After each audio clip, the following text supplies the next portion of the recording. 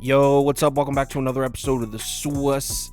We are now in the conference finals. It's getting depressing, man, because we had a couple days, 2 of the last 3 days, there was no playoff basketball on, and I was feeling it. I was really getting used to seeing a playoff game every night. I'm not liking taking nights off. We're getting close to the end of the season, but we got the conference finals to look forward to, so here we go. Western Conference Finals. Let's take a look. Welcome to the Sauce. The Sauce. Sauce. Hey, get the sauce. All right, Lakers at Nuggets, game 1. This line opens up Denver -5. Total opens up at 222.5. Public is all over Denver early. Line moves up to 5.5, and then actually on Monday afternoon moves up to 6. And you can see once it hits 6, now we start to see some Lakers action coming in. I'm curious to see if this line moves back down to 5.5. I think on most books it'll probably stay at 6. All right, let's break this matchup down. And I think the first thing we need to do is just throw out the seeds at this point. I know it's 1 seed Denver versus 7 seed LA, but the Lakers are only the 7 seed because of the first half of the season. The Lakers finished the year 17-7. That's how they finished the regular season. From February 14th on, the Lakers had the second best record in the NBA. Only the Milwaukee Bucks had a better record than the Lakers to finish out the season. They just knocked off the 2 seed Grizzlies and then just knocked off the defending champion Warriors. I think we can toss out the fact that they're a 7 seed at this point. I mean, you can make a very strong argument that the Lakers have been the best team in the NBA over the last 3 months. Seriously. Since mid-February, they have the second best record to the Bucks, and the Bucks got eliminated. You knock off the 2 seed and you knock off the defending champs, you can make an argument that the Lakers have been the best team in the league since mid-February. So the question is, how do they match up against Jokic and the Nuggets, right? Well, for starters, I really like how the Lakers got Steve Kerr to completely change their offense up, Golden State's offense, during the end of that series. Check this out. So if you've watched Golden State basketball over the last 6 or 7 years, you know that although Steph Curry is listed as the point guard, Draymond Green touches the ball almost every single possession.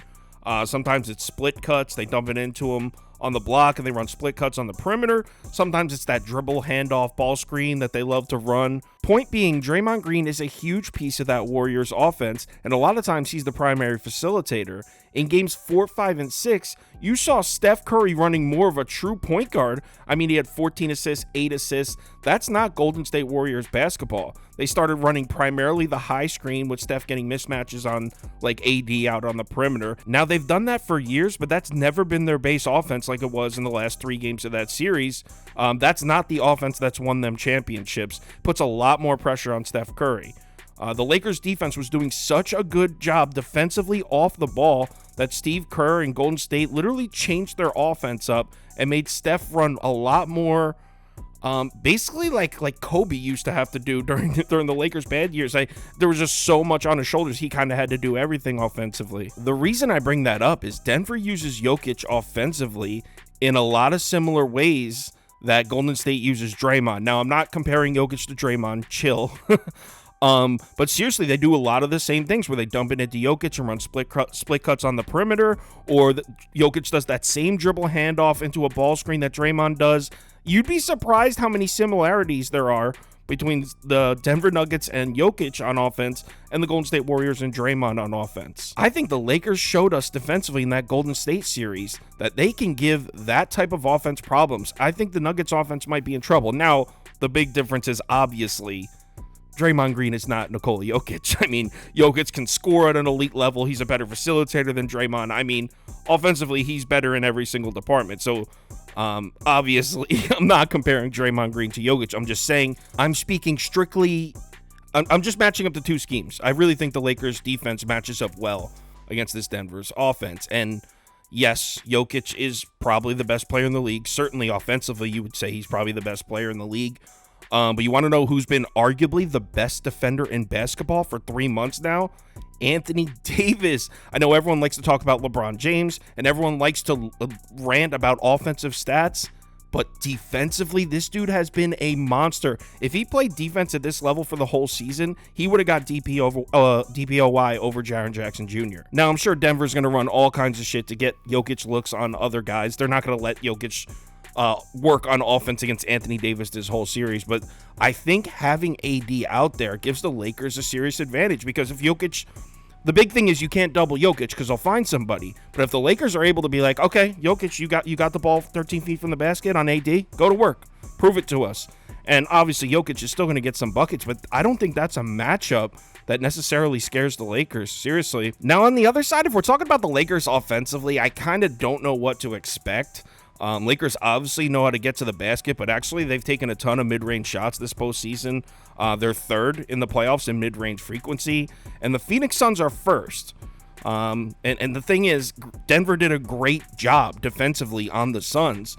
So part of me is like, wow, if they shut down the Suns taking all those mid-range shots, Lakers are taking all these mid-range shots, I think they'll do a good job against the Lakers. Now, that's kind of a weak handicap. It's not exactly the best reasoning, but I think Denver's defense has shocked us all. The Nuggets have played great defense in these playoffs, and the Lakers' offense is not their moneymaker. You know what I mean? I think Denver defensively is going to do a good job against the Lakers as well. So I like both defenses. So in game one, I'm taking the points. I'm going to take Lakers +6, and I'm also going to take the under at 222.5. Now it's game one.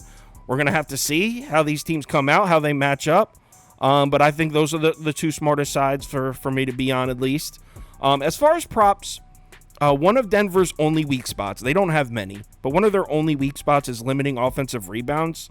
Anthony Davis, obviously an excellent offensive rebounder. I think he's going to steal some stats with putback opportunities, so I'll take a shot on AD over 35.5 points and rebounds. Don't exactly love it, and I might come up with another prop or two for the ticket when we get closer to tip, but as of right now, I'm on AD over 35.5 points and rebounds. So Lakers +6, under 222.5, AD over 35.5 points and rebounds. If anything changes with any of these bets, I'll let you know on Twitter, so give me a follow there if you're interested. Also, if you want the final tickets that I post, which has exactly what I'm betting and how much I'm betting on each. I also do a same game parlay for every single playoff game. Hey, and we actually just hit one in Lakers game 6, so hopefully we can snag another one. If you're interested in that, head over to KyleKirms.com. Here we are, conference finals. This should be great. I'm looking forward to both series, but I think I'm looking forward to this one a little more. LeBron versus Jokic should be cool. So remember to bet responsibly, and I'll talk to you on Twitter.